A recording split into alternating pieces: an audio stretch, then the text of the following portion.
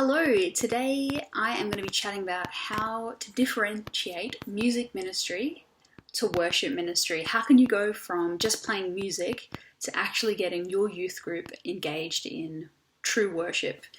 I run a youth group in Springfield in Brisbane. And just recently, a few weeks ago, one of our young people, her name's Lucy, she's in year 10, she shared with us this experience that she had in adoration. She said she was very overwhelmed, she felt very peaceful, and basically what she was describing was this encounter with God that she had, right?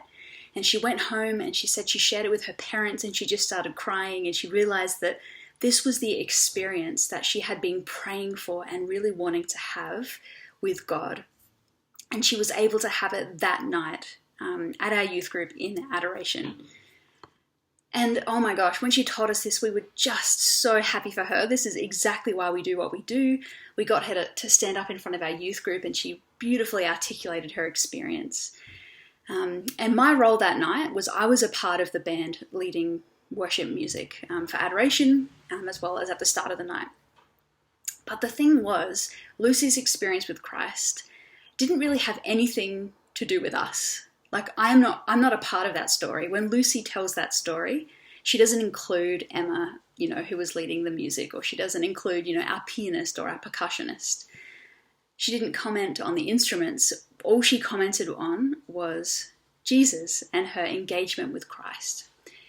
And it was such a joy to hear that, because that is the whole point of our ministry, of our music ministry, of our worship ministry.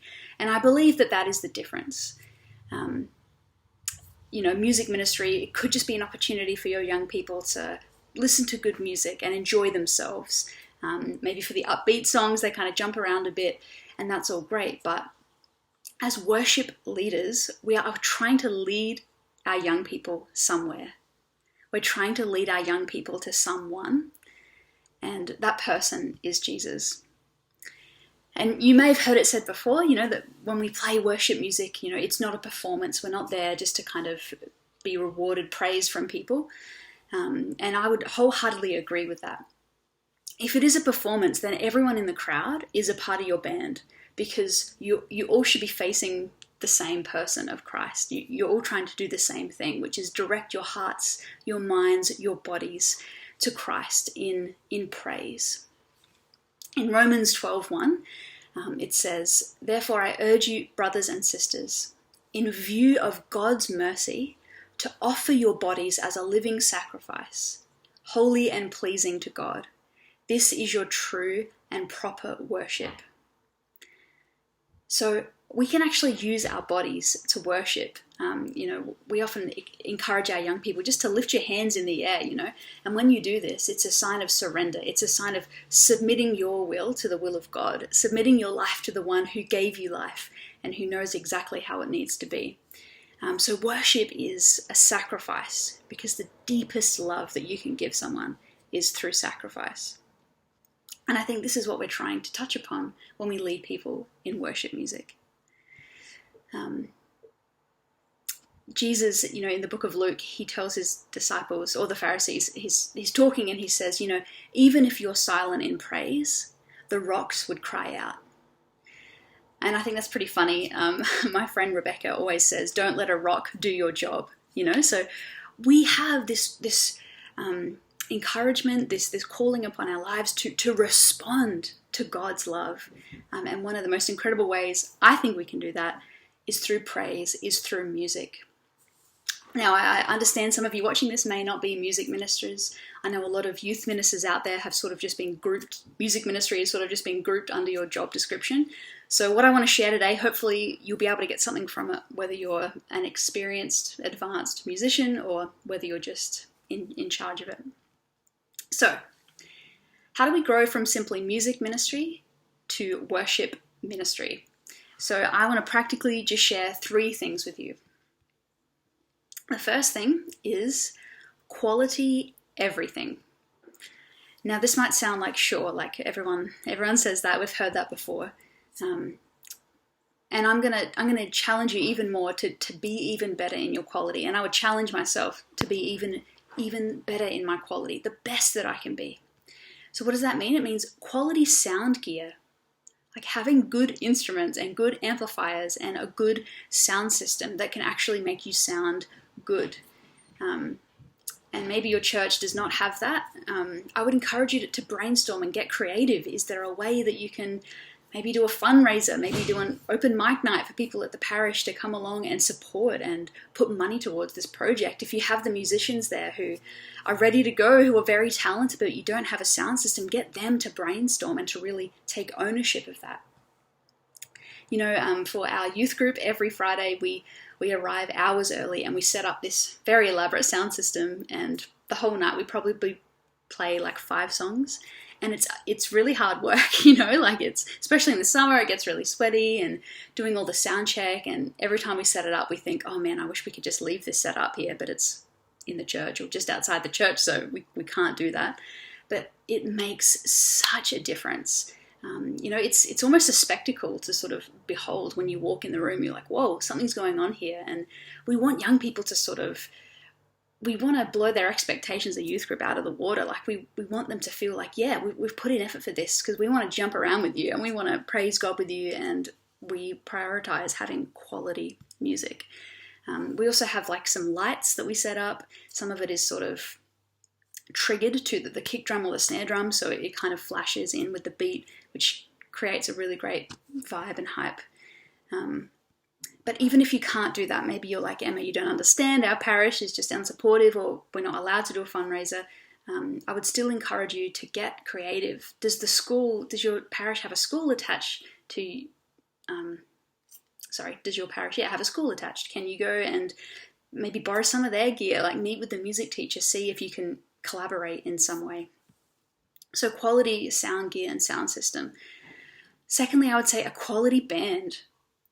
If your band sounds bad, then you shouldn't have a music ministry just yet, It doesn't have to be perfect, but it has to be good enough.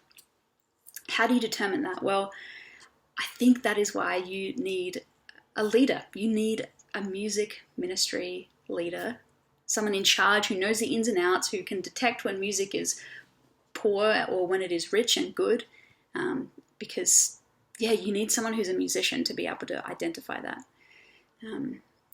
And I would say something that may be a little controversial. I would say that good quality musicians are actually more important than faith-filled musicians.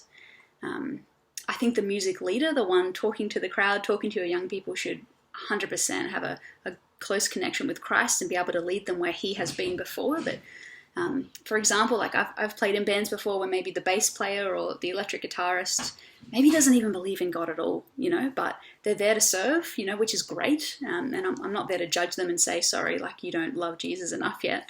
But they're quality and they bring something. And that's why I say it's best to prioritize, how well that they can play. If your band you feel isn't there yet, we need to prioritize rehearsals, like not just an hour before Mass, on Sunday, or not just an hour before youth group on Friday. Like pick another night during the week and rehearse, like getting together and being really picky, challenging your young people to excellence. Practice all the nuances, like how are we going to begin this song? Often that's the hardest part. Like the leader just kind of starts playing and everyone joins in. It's like, no, what's going to happen is I'm going to count to 4 and then we're all going to come in at once. And maybe you practice your intros like over and over and over again. Practice your outros over and over. How are we going to transition in between songs? A great thing I do for our band rehearsals is I always encourage our musicians, go off on your own and individually learn the song before you come to practice. So that when you come to practice, you'll already know the song, everyone will know the song, and you can not waste any time and you can just really work on tightening your overall sound.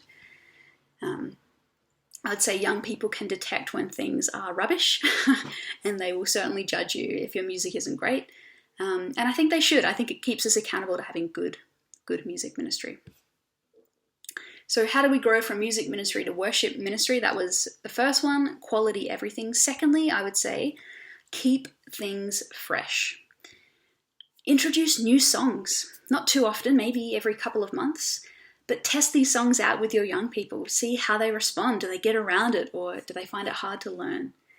Have the words up on a screen available. Teach the songs to your young people. Maybe not the entire song, but maybe just the chorus. Get them to shout it back to you. And then you can get a feel for how much they're actually getting into it. Something we're trying at the parish I'm working at now is getting our band to actually write music. To write music so that they can take ownership of it. Music that comes from your community is so special. I've just during the last few months being in isolation, I ran an online songwriting workshop, and it was really successful. We had over 40 people register, and I just went through all the basics of how to write music, basically. And now we're going to start actually meeting in person and just writing and to see what us as a diocese can come up with. So that's something I'm really passionate about as well. And I would love to help you with that or answer any questions you have with that. Keep things fresh. So have fun with your music. When we play music at our youth group, there's kind of two different modes. First is the icebreaker, upbeat, pump-up songs. We just kind of get people to jump around and to sing. And then we have the more sort of prayerful reflection songs, maybe during adoration or during a time of prayer later on in the night. But particularly for those upbeat praise songs, like you have to engage your crowd. I always tell our singers, or anyone, I just say, like, can you learn this off by heart? Because I don't want to see a music stand there. Someone in the crowd, I want to look at you and know that you are so confident, you know this song like the back of your hand, and you can just sing it. Take your hands out of your pockets, dance around, like move around, and this will only work if the band is 1,010% into this. I don't know if you've just ever seen a band before and their stage presence is very like their feet don't move, they're looking down. It's so hard to get into. But if the band are being crazy, having fun with it, it's much easier to get into. And maybe when you are leading worship music, when you're leading that more prayerful, reflective music, later on in the night, don't just play the song like, all the way through, next song, A, B, C, all the way through. Mix things up a bit, Sometimes we can just go through the motions of singing a song, but give some vocal cues, Maybe this time when you sing the song, you're not going to go verse, chorus, verse 2, chorus. Maybe you're going to repeat verse 1 like 5 times, just so we can really meditate on the words and let it seep into us and ensure that we're really praying, what we're singing. You're allowed to break open songs to the crowd, I led music for a adult sort of prayer group last week, and a song that I've been really just going through the motions with lately is Waymaker. I feel like I play it all the time, and for my own benefit, but also for theirs. I sort of broke open the chorus before I started singing it. I was playing some soft chords, and then underneath it, I just sort of spoke and said to people, this song talks about how God is our Waymaker, which means He makes a way where there is no way. He makes an exit where there is no exit. With God, all things are possible.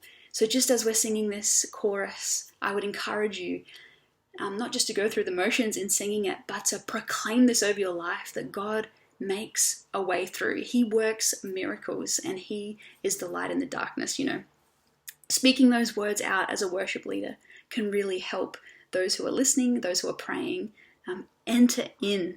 Because remember, as I said at the start of the talk, the goal is God, the goal isn't you. Another way to keep things fresh, like I'll often do a bit of a mashup of songs. So next month, we're preparing for a youth ministry sort of masterclass with all of the youth ministers in our diocese. And to kick off adoration, I'm going to do a mashup of the first verse of Joyful, Joyful going into King of My Heart by John Mark McMillan. And the way to do that is to practice it and make sure they're both in the same key. And again, mashing things up like that, I don't think you should do it for the whole set, for the whole time, but I think when you do it, it sort of keeps things fresh, it keeps people on their feet, they don't know what to expect, and it reminds them like, oh, I should be paying attention to what I'm doing. And finally, this might not sound like it's keeping it fresh, it might sound like it's pretty boring, but knowing when to be quiet. I swear every set list I've ever made for adoration is just always cut short. You know, the person giving the talk will go over, and my first song went way longer than I thought it would. But I always have to remind myself, Emma's silence is just as important as singing the songs, because God is the ultimate person who knows how to keep things fresh, and what he speaks in the silences of our young people's hearts is way better than anything I could sing at them. So being sure that you keep that space for silence as well. So quality everything, keeping things fresh, and thirdly and finally, recruit. Build a community of musicians in your youth group, and not so exclusive that they don't sort of communicate with any of the other leaders or any of the other young people, but have a community where the doors are open. People can come along and check out your rehearsals. Invest in them. Put on leader nights. Something we do every second Tuesday from 7:30 to 9. We have our youth ministry leaders come together and we do some formation and some prayer with them, and just preparing for the upcoming youth group. But then just before that, from 6 to 7:30 or 6:30.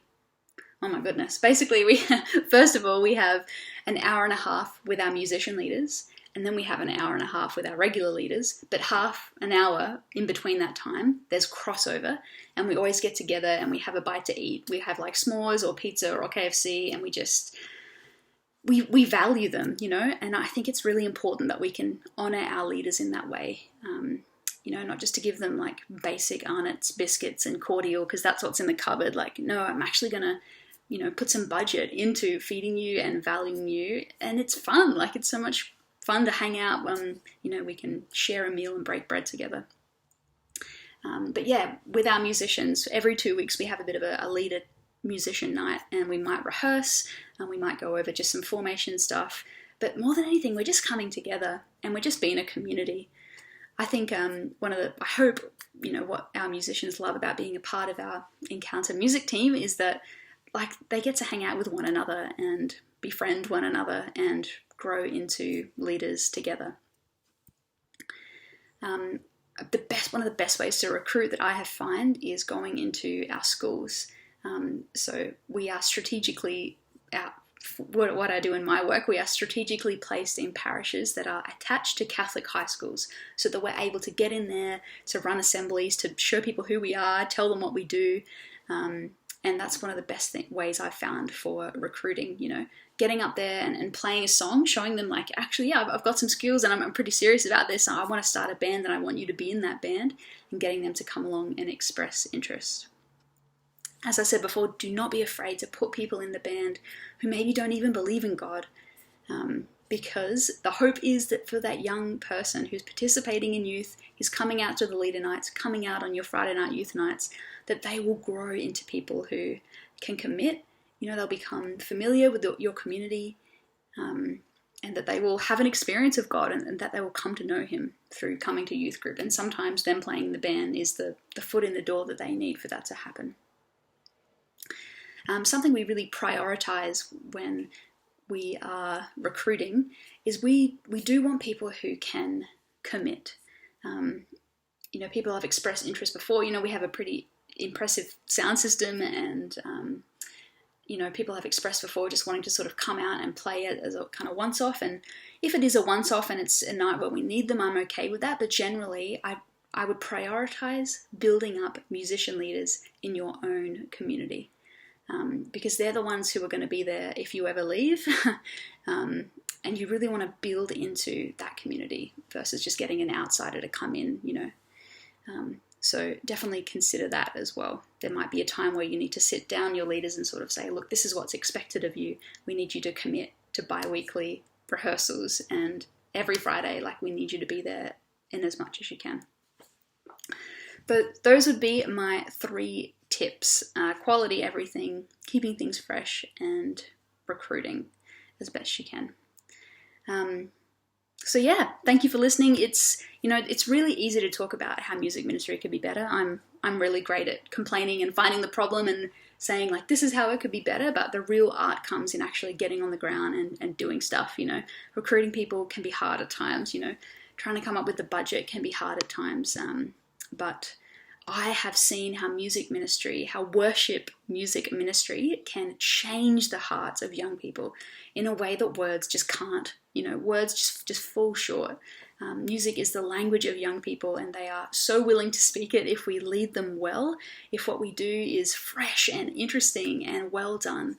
And we show them it's not just a one-man band, but like actually this can be a community of young people who lead their peers into worshiping the Lord. So please know that I'm praying for you guys, and I'm here also for any questions you have. So if you have any questions about anything I've said today, please email me. My email is emmafradd@gmail.com. EMMAFRADD@gmail.com. God bless.